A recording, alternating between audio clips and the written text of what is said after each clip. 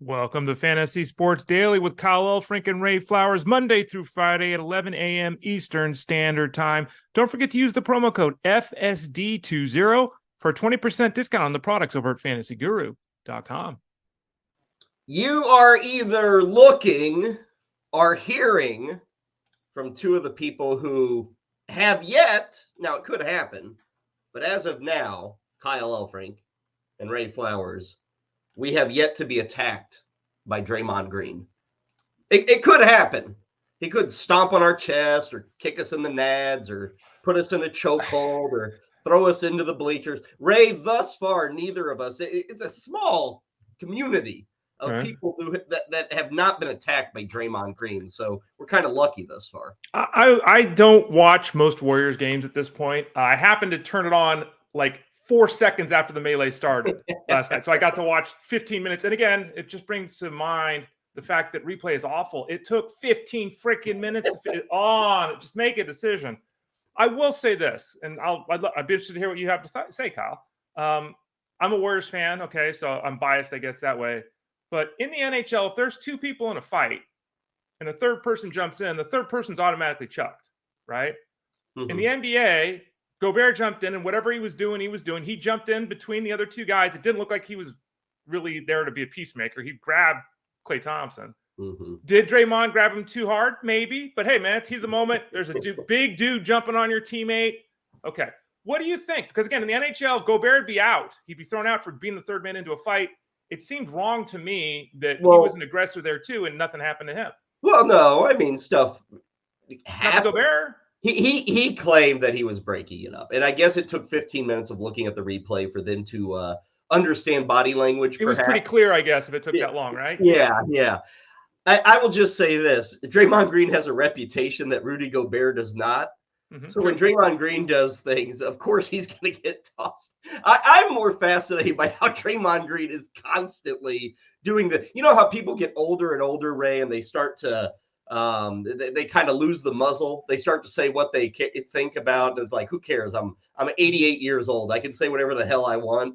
I'm tired of living by like real people rules. I feel like Draymond Green has reached that point, Ray, where he's like such a veteran and he's such an institution in Golden State that he feels he can just do anything. I mean, last year he's punching teammates.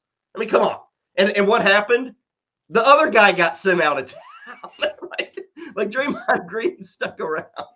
I just feel like he's the modern day Dennis Rodman. That's what he is. Rodman was always causing trouble, and that's what Draymond Green's doing. I don't like his act at all. To be fair, I think I just play football. I play basketball because he's actually a really good basketball player. Football, Ray. Yes, he is. You're right. Freudian slip, but not. But I wish he would just play basketball because he's a good basketball player. All the other nonsense, like I can't imagine. I've watched all these playoff games. He's getting teed up right. It's like just play the game.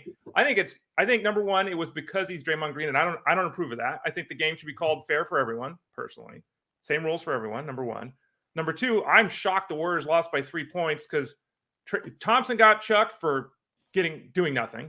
Draymond Green got chucked, and Curry was out with an ankle issue, and somehow the Warriors almost won the basketball game, which is pretty remarkable. But yeah, and again, I'm a Warriors fan, and I don't like Draymond's act, but I thought that the officials handled it wrong, and again, it took 15 minutes to handle it wrong.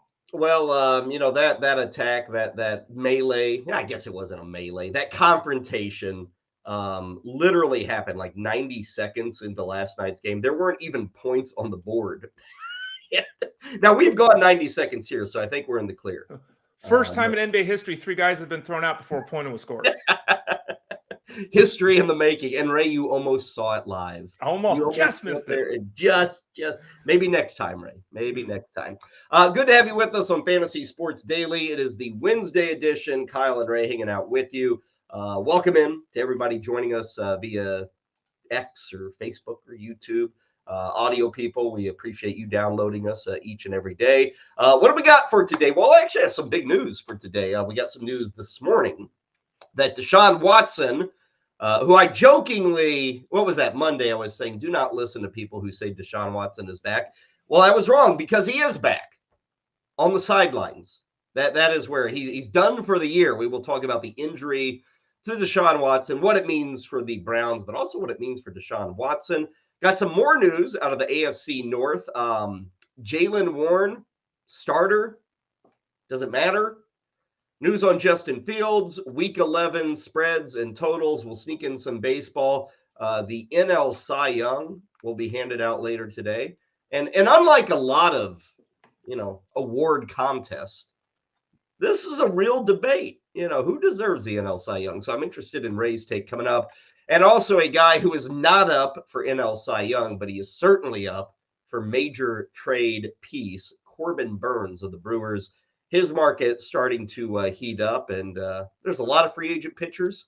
And Ray, Corbin Burnes is in effect on a 1-year deal, but he might be the best pitcher available in this offseason when you look at it. Yeah, I mean, he's cut his hair. He's a new man. He obviously was very disappointed with how negotiations went last go round with his club. So it does not sound like he has much interest in hanging around and changing managers and moving pieces. So, yeah, he'll be a fascinating case because, whoever acquires him is going to be looking to sign him to an extension. So it's always interesting how they work out that trade. Do we get a window to discuss it with the guy? Do we have to do it blind? We'll obviously see how it plays out. So a little baseball, a lot of football coming your way. As always, you can make use of that promo code FSD20, 20% off everything right now when you head to fantasyguru.com. Okay, Ray, let's jump into things here on this Wednesday, and we'll start with the news out of Cleveland. Turns out Deshaun Watson is truly hurt, although it appears this injury, this shoulder, got worse in the game this past weekend against Baltimore. He, in effect, re-injured or further injured the shoulder in the first quarter against Baltimore. He looked bad in the first half, looked terrible in the first half. Second half was a different story. Browns came back for the victory against the Ravens. We find out on Tuesday after an MRI that not only is Deshaun Watson now dealing with a further shoulder injury that will require surgery. Ray, we're also told he played through, I guess, a high ankle injury. So he's a hero. He goes out with his head held high, gets a big victory on the road. Shoulder surgery, Ray, and you now look at Deshaun Watson. He's done for this year. And I would assume, we don't know exactly what the injury is, but it sounds like a break. So it's kind of a bone healing situation. The assumption is, Ray, he's good to go week 1 for 2024. I just wonder what in the hell we have as a fantasy quarterback going into next season, because it doesn't matter what you look at. He was not a good quarterback this year or at the end of last season. There's some really damning numbers that kind of tell you Deshaun Watson is a below average quarterback.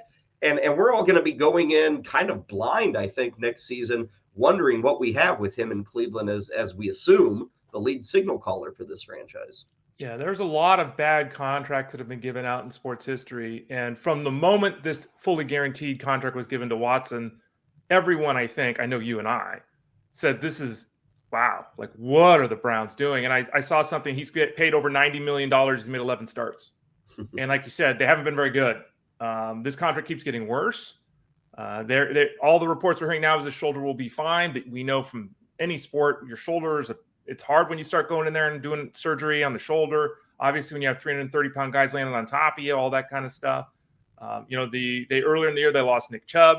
They lost their 2 tackles, Conklin and Wills. Like, this team is hemorrhaging pieces right as they're starting to ascend and play better. So we'll wish the Browns good luck, but to circle back to your question with Watson, I have no idea what his future is. I mean, the off the field stuff is what it is. And, then we've got the on the field stuff, which is now messy as all get out. He did not look like the same guy. I guess in the second half, the other day, he looked solid. And that's really the first time he's basically looked solid as a Brown. So his future is completely up in the air. And what he has to bring, I mean, it will have been years since we saw Deshaun Watson. I'm air quoting it for people listening on podcasts. It'll have been years since we've seen Deshaun Watson on the football field heading into next year. It will have been over 3 years that he's been good. And in this sport, Ray, forget about it. It's a long time. It's too long. And I have made the case about Calvin Ridley coming into this year that I get it. He's a talent in the offense, but those layoffs are tough to come back from. Josh Gordon, a guy who had continual layoffs, guys like Martavis Bryant, they're talented, but who cares? When you miss out on playing the game for that long, it doesn't really matter. And I think we've seen that with Watson. I saw some numbers. I think this was over at The Athletic, Ray. Since he returned to being an NFL quarterback, so this is, I think, week 13 of last year was his return.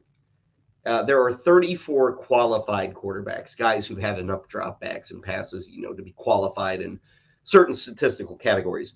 Deshaun Watson is 31st in EPA per dropback. He is 29th in completion percentage. Now, I'll remind you, the last time we saw Deshaun Watson look good, he was over 70% with Houston. With the Browns, he is 59%. That is a dramatic fall off. He's 27th in passer rating. Not just this year. This is since he returned. Ray's bad. He's not a quarterback I'm taking a chance. He's not even running anymore. I mean, that part of his game is pretty well dissipated. So I worry about Watson's future. And again, done for the season. What about the Browns' future here? Like Amari Cooper, is it junk now? We're dealing with PJ Walker for the final 6-7 games? I mean, PJ Walker is less accurate than Deshaun Watson. Like an Amari Cooper owner is now scrambling. A guy who's performed well this year, but now your expectations, you're hoping to get 3/4 of what you usually get with Amari Cooper at this point. Yeah, and Josh Dobbs was with the Browns at the start of the year. Ooh. Just remember that. Great question with Cooper because, we talked about this a lot. When the backup quarterback comes in, they, I think, realize I got to make things happen if I have any shot of being somebody. I can't be a game manager and change my career outlook, right? I got to do something. So what does that mean? I, as a quarterback, then say, who is my guy? Devontae Adams. Who is my guy? Justin Jefferson. Who is my guy? It's Amari Cooper here. So I got to get the ball to Amari Cooper. The problem is I don't think PJ Walker can, to your point. I don't think he can. And I think in the case of Cooper, he's not, jitterbug out there like Tyreek Hill, right? He's not out there running fly routes like Marquez Valdez-Scantling. He's more of a tactician. And I think the mix there with him and PJ Walker is just not a good one. So I think Walker causes Cooper, who's kind of on that borderline wide receiver 1-2 every week. I think he's now in the borderline 2-3 wide receiver ranks. And that's, even that, we have to assess who's the matchup this week and all of that kind of stuff. But Cooper goes from a must start every week to someone now who, depending upon your roster, does not even necessarily have to be active. The silver lining for me, and I'm down on Cooper, but if you look at the 3 games Walker played earlier this year when Watson was dealing with the shoulder, there was one bad game of the 3. The other 2 games were not bad.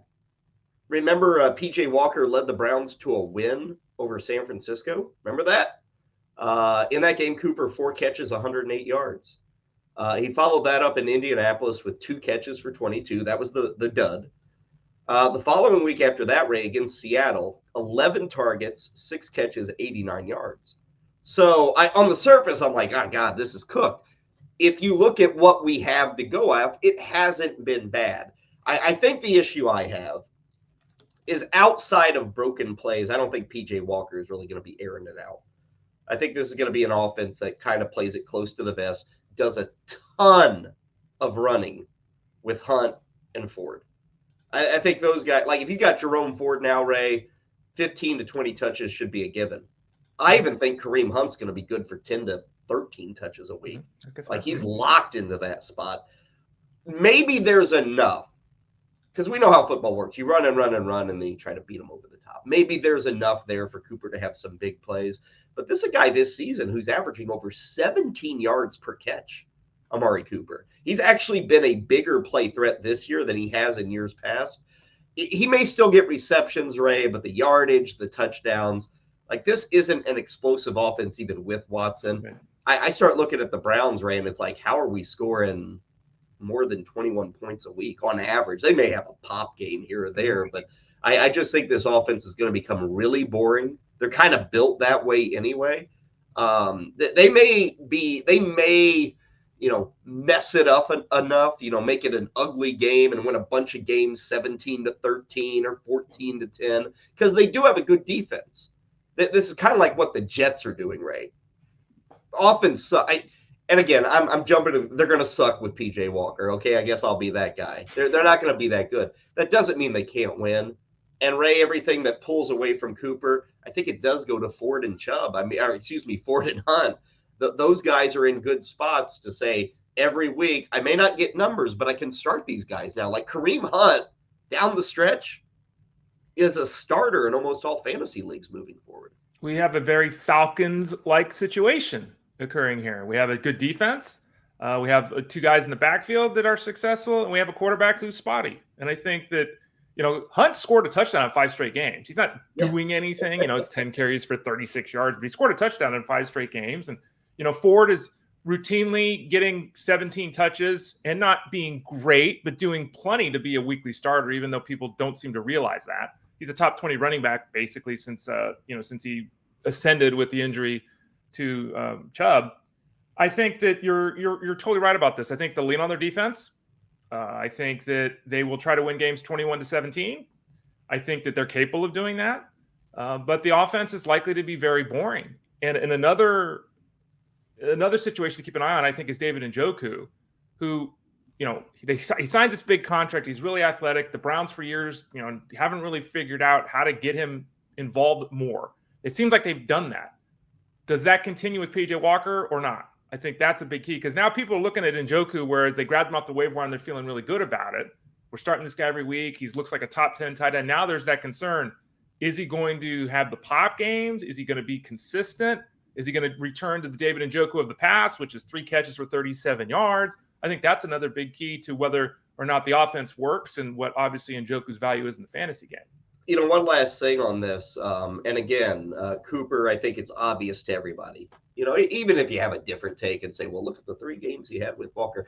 Most everybody knows that when you lose your starting quarterback and you, in effect, go to a undrafted QB, what was he in the USFL? I can't remember. He was like the MVP of the USFL, whatever the league was. When you make that switch, everyone expects your top receiver to take a hit. Everybody.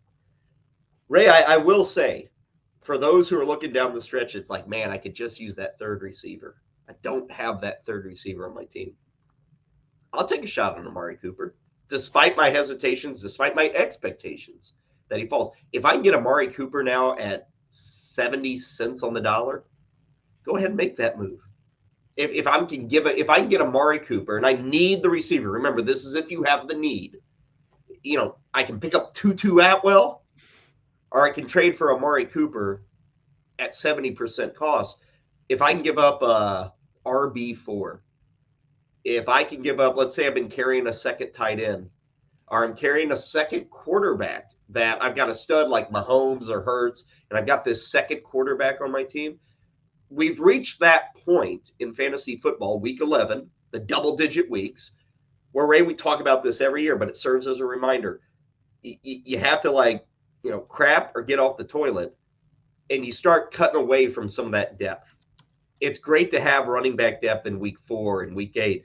Now we're to the point, Ray, where you start saying, I'm going to build my starting lineup, and I'm going to take the chance, and I'm going to run the risk of, hey, if an injury happens, maybe the season's for naught. But if I can, this me personally, if I can flip like an RB4 or QB2 at this point and get Amari Cooper, and I get my 3rd receiver, even with the doubts of working with Walker, I like the odds. I like taking that shot, Ray, and taking the chance on Amari Cooper if he's a discount and if I have that need. Yeah, and I guess there's a lot of leagues where the trade deadline's this week, so you've got a few days to figure that out. I think that the way you laid it out is very fair. There are plenty of teams that are struggling. I mean, you look at O'Connell with the Raiders, and all of a sudden, there's all this volatility there. Jacoby Myers is no longer part of the offense. You look at around the land, the Carolina can't do anything through the air. Atlanta's struggling to do things through the Titans can't. I mean, it's like there's so many teams where they're struggling to build something offensively, especially at the wide receiver position, that, even a guy like Cooper, who we both said, look, he's not the same guy without Watson. Is he still going to catch 5 passes for 58 yards a week? He needs to. He needs to in this offense. And if they still say, look, our commitment's got to be 10 targets to him, maybe there are those games where it's 7 for 90 and a touchdown. So it's always about cost, as you laid out. People like to deal with black and whites, and unfortunately, that's just not really how it is. I wish it was. It'd make my job much simpler, but it always is about the grays. And I think you laid out how to handle Cooper moving forward quite effectively. So there's the news with the Browns, who are taking on the Steelers. It's actually a very important game coming up this weekend. Speaking of those Steelers, Ray, there was do we still say there was a tweet or there was an X? I don't even know what you call it now. Yeah, I'm saying tweet. Thanks a lot, Elon. Brooks Pryor, who I'm not very familiar with, I assume a writer, somebody who covers the Steelers, had a tweet about Najee Harris, I think saying after Sunday's game, the tweet was put out Tuesday, but saying after Sunday's game that Mike Tomlin came to Jaylen Warren and told Jaylen Warren, "You're our starting running back." That's what Jaylen Warren appears to have told this reporter. So he tweets it out. Okay, Jaylen Warren. I think Najee Harris got the first carry on Sunday, right? Even though Jaylen Warren was told he's a star. And I know that's not the best way, but you would think Saturday night, you're our starter. Sunday afternoon, should I get the first carry? And this has been reported like nowhere else, Ray. I checked like the Pittsburgh Post-Gazette to see if this was because in our world, if somebody, this has been a discussion all year, Jaylen Warren, Najee Harris, who's the guy? In our world, if something had been said, we'd be like, wow, Jaylen Warren's the guy. Mike Tomlin hasn't said anything publicly. I've gone and looked at a few beat writers with the Steelers. I can't find anything really. And it made me think, Ray, does this mean a damn thing? Like, should anyone care that Jaylen Warren supposedly was told he's the starter? Or are we just exactly what it's kind of been the last 2 weeks of a 50-50 split between these two? Yeah, and this question obviously came up in Discord over at fantasyguru.com. Again, you can use the promo code FSD20 for discounts on our products over there, including Discord, which is 24-hour-a-day chat room. And I basically, because someone was concerned because they saw the report too. And I said, I don't think this changes anything. Yeah. Because I go, this is what we've got anyway. You look at last week, 33 snaps for Harris, 33 snaps for Warren. If Warren was told he was a starter, he didn't do a very good job because he had the same amount of snaps as his backup. Now, he did do a good job, right? He was explosive. He had 100 yards on the ground, first time in his career. And Harris still had as many snaps. He also only ran 4 fewer routes than Warren. So basically, they drew each other to a draw. And if you look at the last 2 weeks, we have 37 touches for Harris and 31 for Warren. So, if Warren was told this before the game, which is what he said, it didn't play out on the field. I find it very odd to think at this point where the Steelers seemingly have found a nice mixture, right? They're giving the ball to Harris 18 times a week. They're giving the ball 13 times to Warren. Both guys are giving him 80 yards from scrimmage. Both guys are in the mix for touchdowns every week. Why are they going to change that? And the answer is they're not. Yeah. Okay. And if Warren ends up with 52% of the touches and it's 48 for Harris, okay. I mean, but again, it's been this way for a long time now. It's been coming. We've seen it coming. I do find it odd that the story breaks at a point where Najee Harris is finally finding his groove, right? He really is, right? And the coaching staff sees this. They're not going to turn away from him. We talked about it on Monday. Pickett stinks. He's not going to throw the football. They're going to keep him under 30 pass attempts unless they fall behind by 14 points every week. It's going to be Warren. It's going to be Harris. I don't think this news changed much. Well, the expectation this week, Ray, is both these offenses, Pittsburgh and Cleveland, they're not really a threat for 30 points. That's the expectation. Mm-hmm. So Pittsburgh's going to come into this game saying, we're not going to be trailing by 10 points. We're not going to fall behind a P.J. Walker-led team, 14-3, and all of a sudden we're going to have to go with Kenny Pickett. Like, their game plan is going to be exactly what it was last week against Green Bay. 30-plus rushing attempts, if not 40, versus 25 to 30 pass attempts for Kenny Pickett. That's going to be their game plan. Now, the Browns' defense is really good against the pass, and they're strong against the run. So we all need to, even if you're playing Warren or Harris, it's not like you go into this game and say, wow, this is going to be a third straight game where these guys just do it. Because the last 2 games, they've really done it, that combo. And you're right, Ray. I think the combo is the way to go. This story or tweet means nothing to me unless I hear Mike Tomlin say it. Like, if he stands at the podium and said, yeah, he's our starter. What I suspect, Ray, is Saturday night, this is what Jaylen Warren was told. Okay. He was probably told, hey, kid, you're playing like a starter. We love what you're doing. Just keep it up. And he heard, hey, kid, you're the starter. Just keep it up. No. Yeah. I feel that's what he was told versus because Mike Tomlin's history is to stick with one guy. and we're big believers in a coach's history and how they usually handle things. Mm-hmm. I think Mike Tomlin's gotten to the point where Najee Harris, we want him to be the guy. He was a high draft pick, and we want to give him 20 carries. And in year one, he's like 350, and then scaled back a bit in year two. And they wanted to get it going. It wasn't getting, and Warren's done well. So now, Ray, they've kind of changed their thought process with backfields, like so much of the NFL has, and said, okay, we're fine with both these guys. And so I saw this yesterday. It's like, oh gosh, the Najee Harris owner is going to feel like the world is ended, and the Jaylen Warren owner is going to feel like, oh my gosh, I've been promised the pot of gold at the end of the rainbow. I don't think it's the case. I think both these guys, right? It's kind of like the Ford Hunt thing. Mm-hmm. Both these guys were starters, and you just roll with them. And if you own Harris, I'm not put out by what Jaylen Warren is doing or how many touches. And if I own Warren, I'm not put out by Harris still sticking around. That's the way it is. And it's a little different from what we expected, or I expected from the Steelers. I thought Harris would be more of a 65-35 lead. It's not happening. Me too. Mm-hmm. It's a 50-50 thing. And I think it's going to remain that way with the way this team is built, with the lack of QB play they're getting from Kenny Pickett. They have to be built this way. That's the smart move for the Steelers down the stretch. Yeah, absolutely. And again, to reiterate, Warren and Harris played the same amount of snaps last week, and Harris had 2 more touches. So even if he's not the starter now, and I was wrong because I anticipated this 65-35 thing for Harris too. If you had told me Harris is going to get 19 touches like he did last week, I don't care how many touches Warren gets. He's getting 19 touches, right? Yeah. So this is a result of the way the offense is changing because of the Kenny Pickett scenario. And this is one of those situations that we've seen evolve over the course of the year. And there are ones, you mentioned the Browns being another, where you can play both guys in the backfield. That's where we're at in 2023. They're going to win the game offensively through that backfield, not on the arm of of Kenny Pickett. And I mentioned how this game is expected to go on Sunday between Cleveland and Pittsburgh. It's not just my opinion. Vegas does have that game with a 34.5 total. So they're expecting, I don't know, Ray, are we going to get 65-35 combined rushing to pass attempts for both teams? It may be that heavy between the Browns and the Steelers. Well, the problem is you got to be able to sustain drives too. And if you can't pass, it's, there's a lot of 3 and outs maybe. I wouldn't feel good betting the over.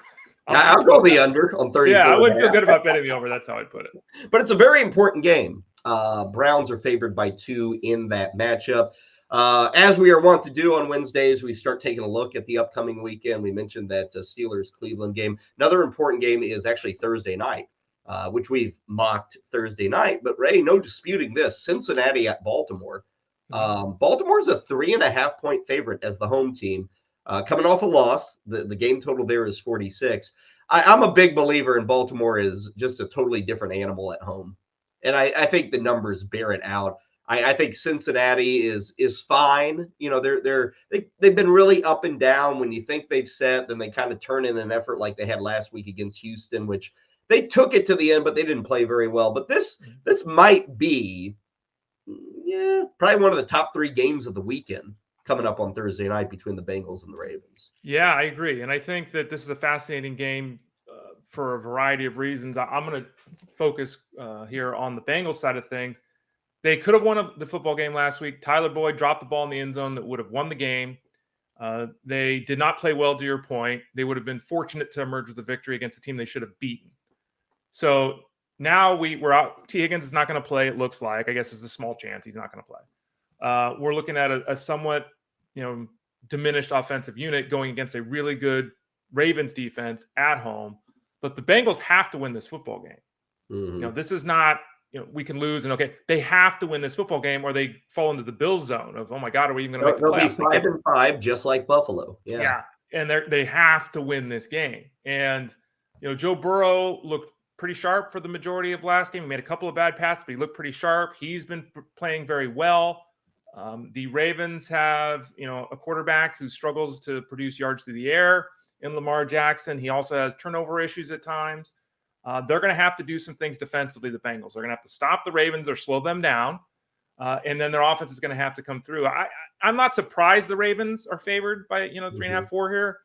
but I kind of am a little bit. Kyle, am I seeing this wrong to you? I think the home, I would say maybe 2.5 or 3. I don't think it's anything dramatic. I think the Ravens should be favored. Field goal, maybe a little less. So I don't think the line is too far off. With Tyler Boyd, if somebody has him, Ray, and let's say 12-team league, 3 starting wide receivers, is he starting tomorrow night? This is a decision you have to make on a Thursday. And here's one of these guys. It's a fence ride decision. Which side are you going to land on? I think in a PPR setup, I'd have Tyler Boyd probably in my lineup. I'd have him as a top 40 receiver this week. Yeah, I think that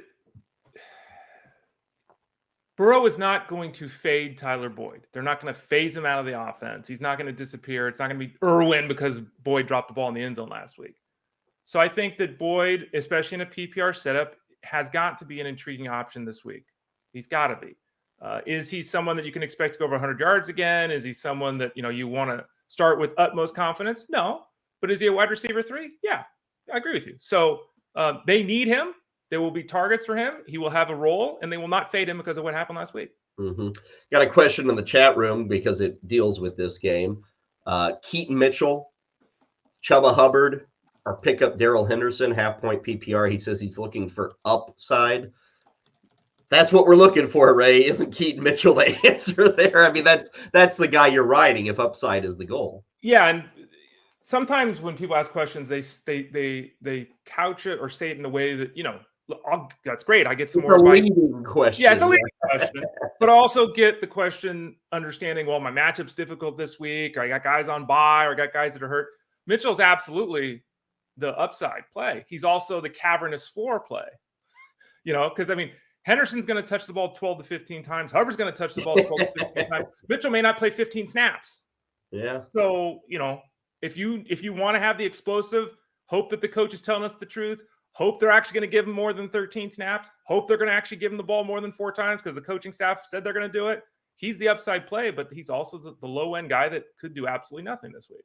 Looking at the remainder of the games for Sunday, Chicago is visiting Detroit. Lions are favored by 9. Game totals 47.5. Ray, it still appears that Justin Fields is going to be back for this game. Got to be a pretty decent shot of Khalil Herbert being back for this game. What to do with Fields and Herbert?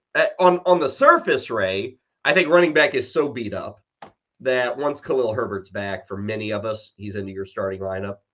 Maybe you're loaded there and you don't, but I have him in the league, Ray, and I can't wait for him to return. That's how bad my backfield is. And I realize what's going on with Donta Foreman.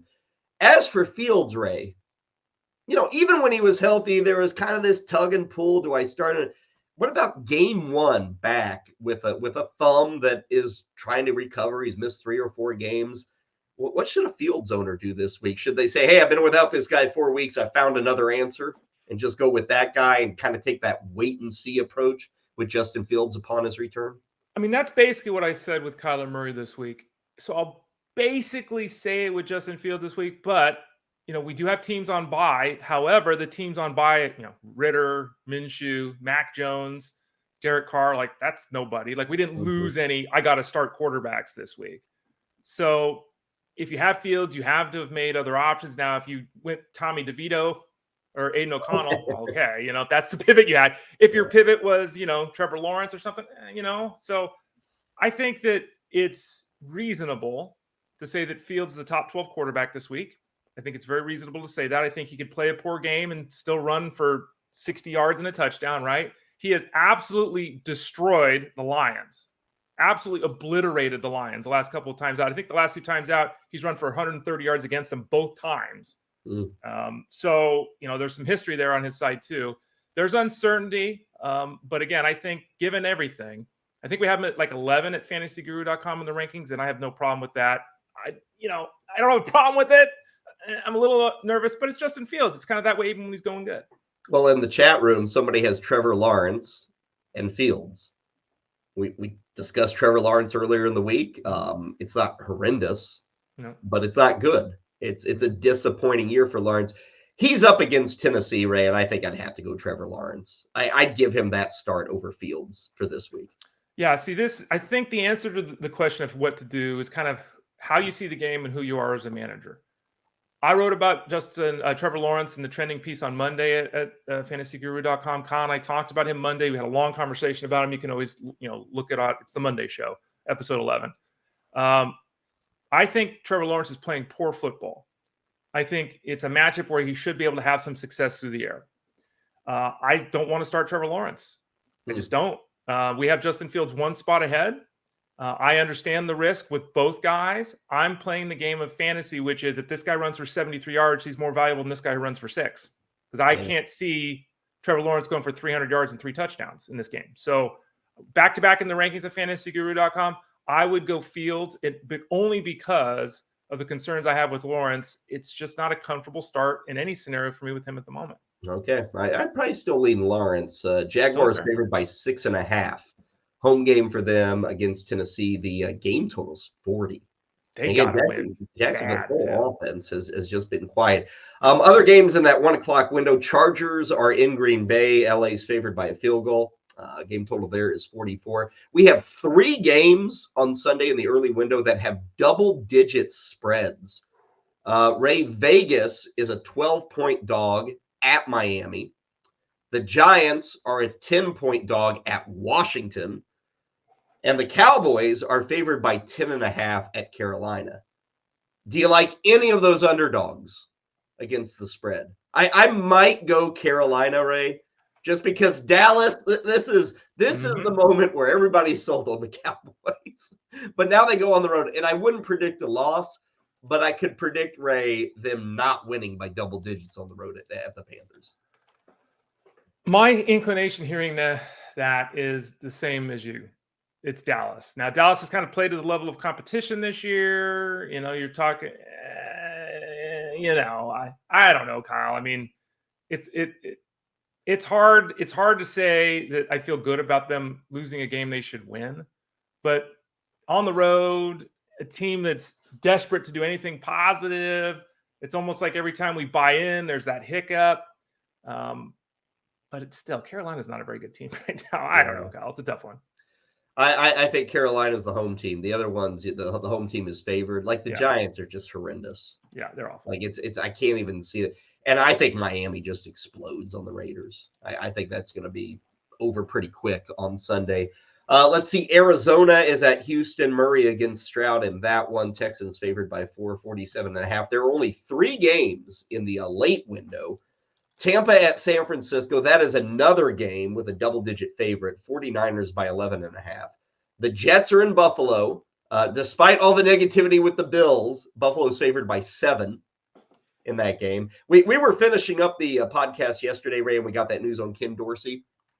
And afterwards, I was looking at the and I get it. Somebody must fall on the sword. But it's like wild to look at Buffalo's offensive rankings. And Ray, I started to think to myself, have we ever seen another offensive coordinator thrown to the garbage heap in the middle of the season who had as much statistical success as Ken Dorsey? Like the Bills are, I think, 7th in points and 8th in yardage, and like they're doing things. I guess it hasn't been consistently good. I was following up on stuff in Buffalo. People have been moaning about Ken Dorsey, I guess, for 5 weeks now. Like, there's no rhythm to. But it struck me, Ray, that a guy would get canned in the middle of the year with that much quote unquote success. They're a top 10 offense, and the offensive coordinator has been sent packing. Yeah, and Josh Allen we talked about this. He's a star in the fantasy game, still the number 1 quarterback and all that. He's got 15 turnovers in 10 games. Like that's bad. That's really bad. And you can call a great play, you can have a great scheme. If your quarterback, can't do a handoff, the other day he just dropped the ball in a handoff. Like there's, so you never know what's going on in the locker room and all that. I will say that statistically they're fine. To your point, I did follow up and read about the stuff that people think the offense has grown stagnant and all that kind of stuff. And I don't know. Is that we talked about it the other day. 12 men on the field on a kick is not the OC's fault. Gabe Davis dropping a ball right in his hands at the 5-yard line is not his fault. Josh Allen fumbling a ball on a handoff attempt is not his fault. But, they felt like they had to do something because their season is on the brink, and that's the move they chose to make. Again, Bills favored by 7 for that home game. Seattle is taking on the Rams down in LA. The Seahawks are only favored by a point. Matthew Stafford expected to be back for the Rams. Sunday Night Football, we got a pretty good one here, an important one when you look at the playoff standings. Minnesota is at Denver. Broncos actually favored by 2. The Joshua Dobbs story will get plenty of play from the 17 pregame analysts that NBC has. Have you ever seen more of an overkill with a pregame show?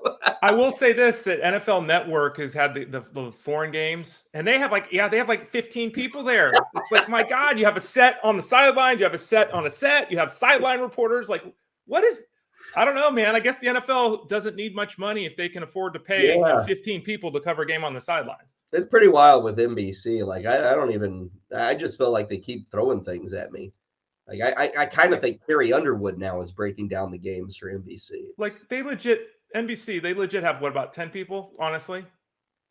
I'd say, well, if you include Collinsworth and Tirico, who show up. Right. You got the 3 clowns on the sideline. Right. You've got the 4 in the studio. Right. Actually, it's 6, because then Florio and Matthew Berry. Right. So that's 11. It's over 10. Melissa Stark, does she show up on the pregame? She probably does. That's 12. It's a lot of people. Yeah, a lot of people. 12 people to get us set for Sunday Night Football. More than the number of players on the field. Yeah. It's like 12? We need a different voice, Kyle. We need to know. But it's like 12 people to break down a game. Just wild. Okay, Philly, Kansas City. Monday Night Football. That's a fun one, Ray, at Arrowhead. Yeah. Chiefs favored by 2.5. I will say, Ray, against that spread, I'd take Philly. Kansas City, the home team helps a lot here. And both teams are coming off a bye. But, man, Philly looks good. When Philly's on, they're good. The only team who gives them trouble, Ray, is Washington. I don't know why. Yeah, right, yeah. But everybody else, Philadelphia doesn't seem to have much of an issue. And the Chiefs kind of back and forth all season.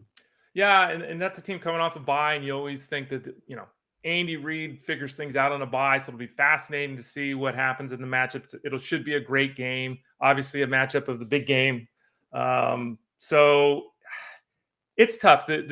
I think the better team is the Eagles.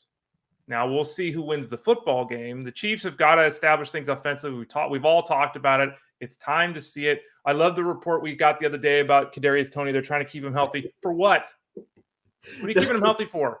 Like, they're limiting his touches. I think it's 20.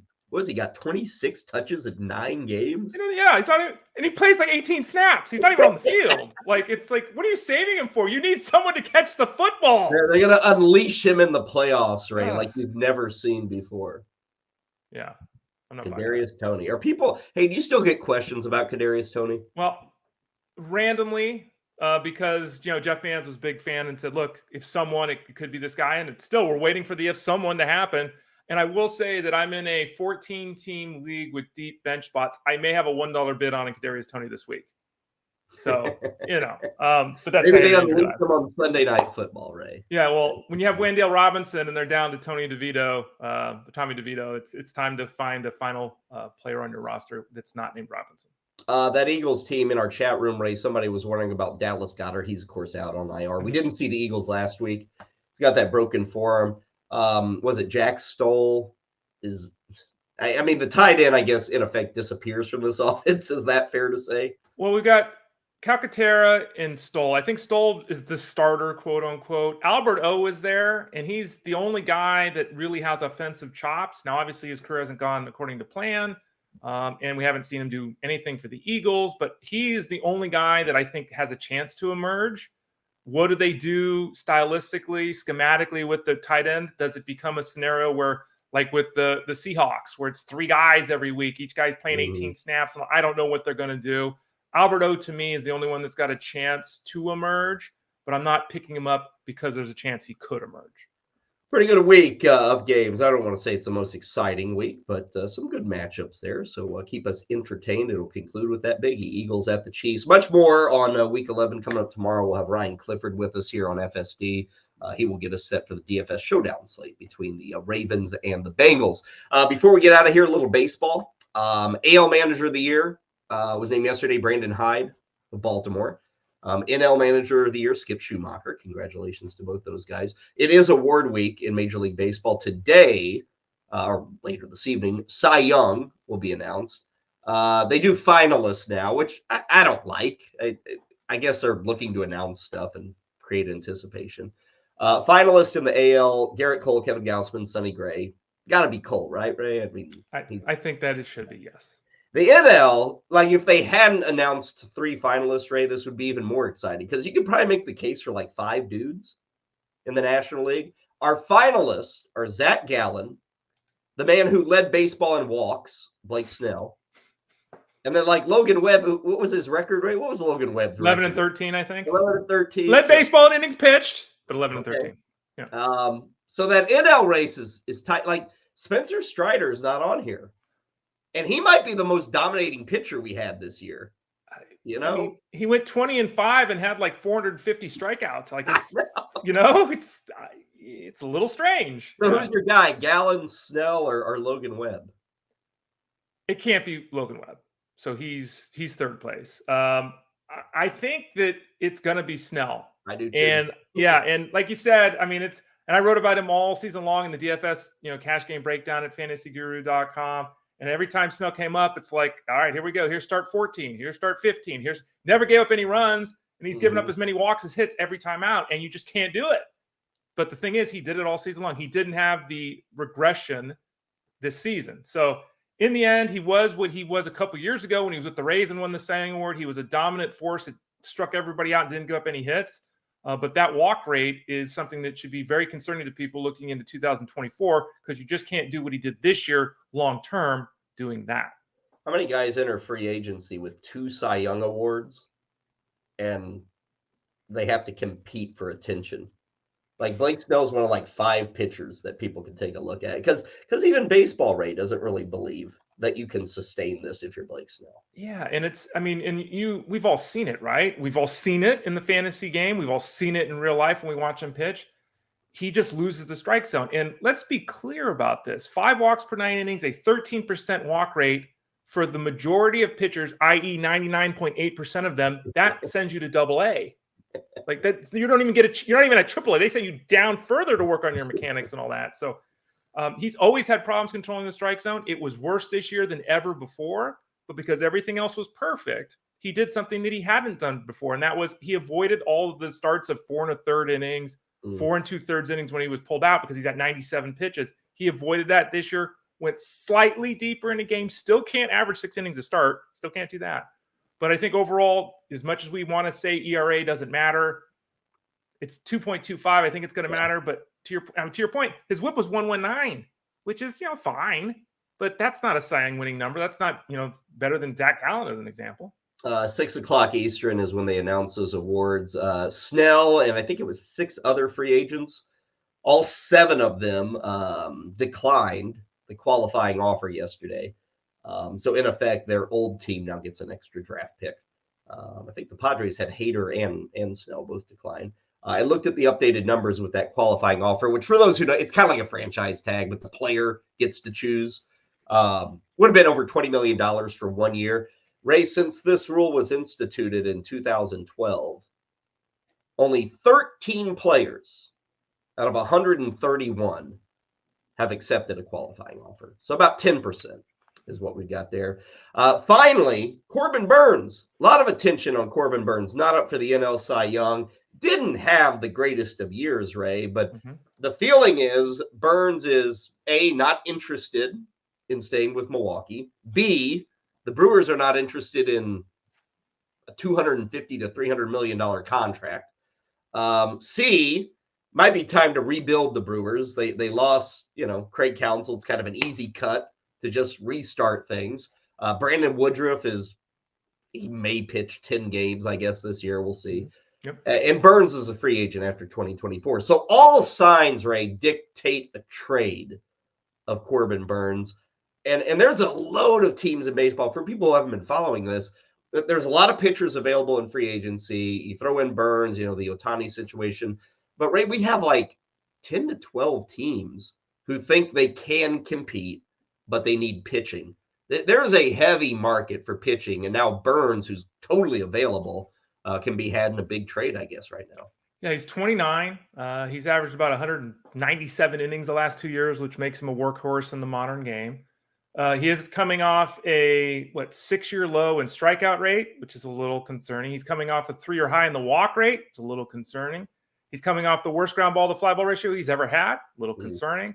And there was a lot of unevenness to his game this year. There were starts where he looked great. There were other starts where he was really bad.